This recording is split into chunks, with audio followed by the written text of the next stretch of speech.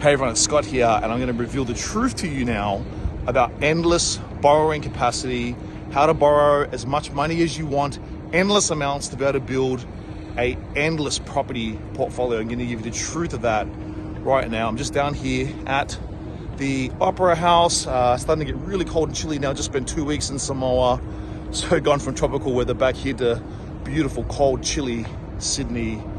It's beautiful out here. Had a great time. Good to be back. So endless borrowing capacity. Let's break it down. Why is it important? Well, it's important because if you want to build wealth, let's imagine you could loan $100 million. Let's say you could buy $100 million worth of Australian residential property today. What do you think that $100 million worth of property would be worth in 10 years? Let's say you get an average growth rate on that property of 7%. Well, that $100 million worth of property that you bought with someone else's money that you borrowed is now worth $200 million. You've effectively made, without taxes and all of that and other costs and holding costs, all of those things, but roughly what you've made is you have made, well, the sun's beautiful, beautiful, beautiful. We've got the tall ships up there as well. Amazing. The moon's actually up in the sky as well. You might be able to see that up there. So you've effectively made $100 million.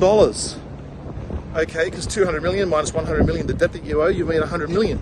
So you can sell down the whole portfolio, and even after capital gains tax and all of that, you've made a substantial amount, multi-millions worth of dollars. Debt is power, or borrowing money is wealth creation. So the secret, why this is so important, is accessing debt to be able to invest it into safe assets which grow. And if you do the right properties, get a tax deduction, also get cash flow on the property via rent, then you're going to become extremely wealthy, especially if you know where to buy, how to buy, you know all the rules of investing, right? But let's assume you know all of that. So the key is obtaining those funds. Okay, look, so I've served over 10,000 clients over the last 4 or 5 years, and I found on average, most people can borrow between $1 and $3 million, somewhere in there, depending on the circumstance. So once you've borrowed that money, that's it. You can't borrow any more money. And there are people out there that say, hey, we can get you more money. Well, no, you can't. It does stop at that amount. And for some people, it'll be more. And there are strategies to increase it and maximize it and optimize it, which you want to do, which I've done for thousands of clients. And so all of those hacks and tips to do that, I'm well aware of. I won't go break all that down now. I've done other videos on that. So where does the endless borrowing capacity come from? Well, I'm going to give you the secret of that right now, okay? Now, the secret is this. It is jumping. Well, should I give you this? Okay, should I give you this? In the wrong hands, this information is could be damaging. The reason I say that is there's so much in this video that I'm not going to cover about the downside, the risks of doing and undertaking what I'm going to reveal to you now. Okay, there's a lot.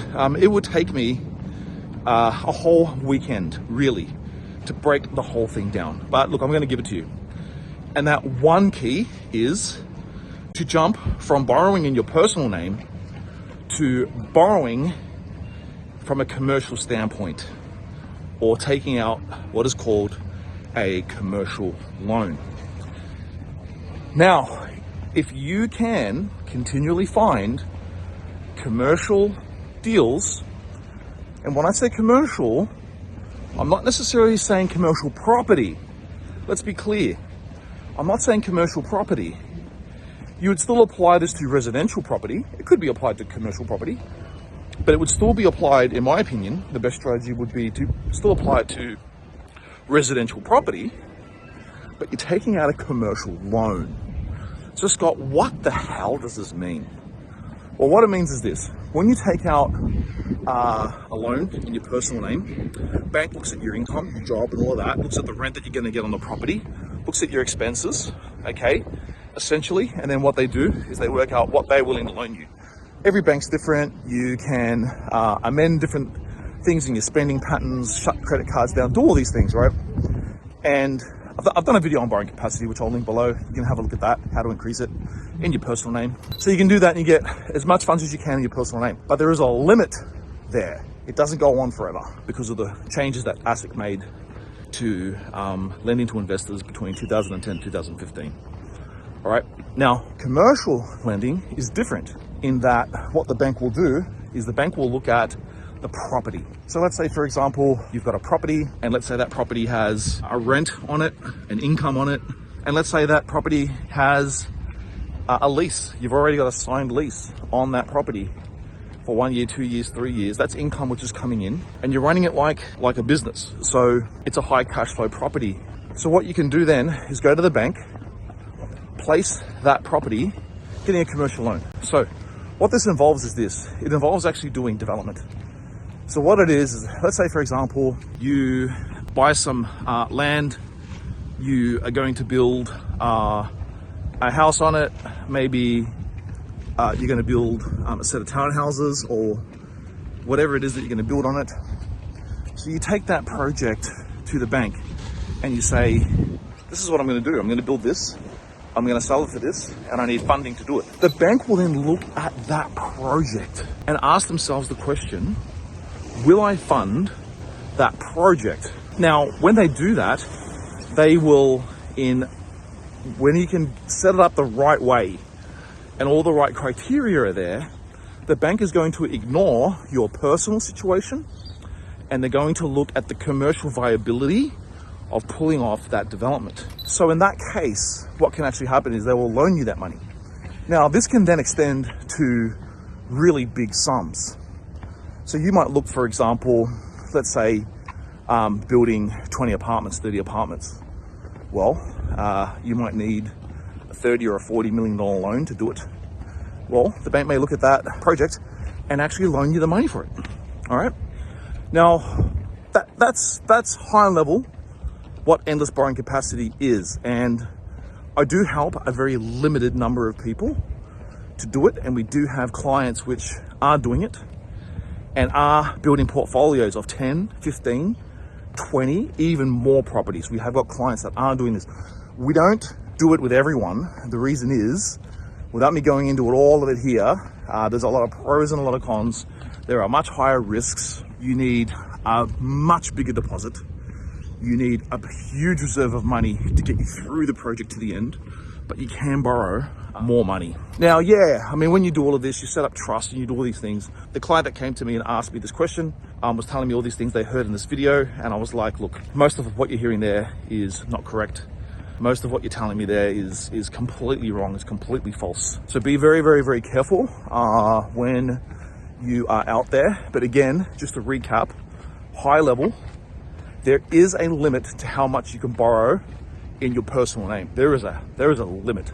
You can optimize it, which we can do. You find good experts that will help you to do that, and that is great. The second thing is that if you want endless borrowing capacity, well, you've got to move into the realm and the world of commercial finance. Not necessarily commercial property, but commercial finance.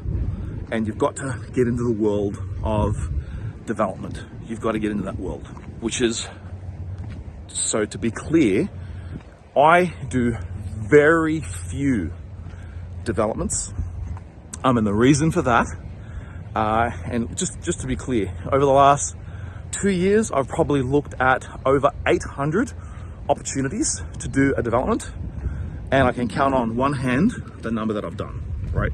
Personally, I can count on one hand. So you've got to remember all of this noise that you hear, all of these promises that you hear, that endless borrowing capacity, mini developments, small developments, building a couple of duplexes or whatever it is as a development, like, you gotta be very, very careful. And most of the time, what you're being told up front, it's very different once you've committed all the money and you're in the project. Now you can't get out.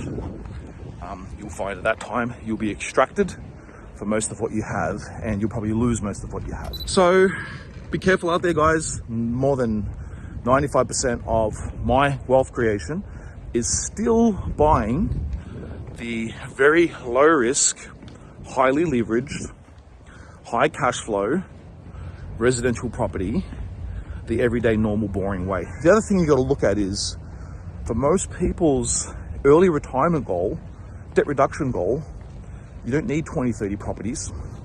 You may only need 3, 4, or 5, and most of the time that can be achieved in the personal name, superannuation, things like that. Okay, take care, be careful out there, guys. For more videos like this, please click like and subscribe for more information around the property market. Thank you.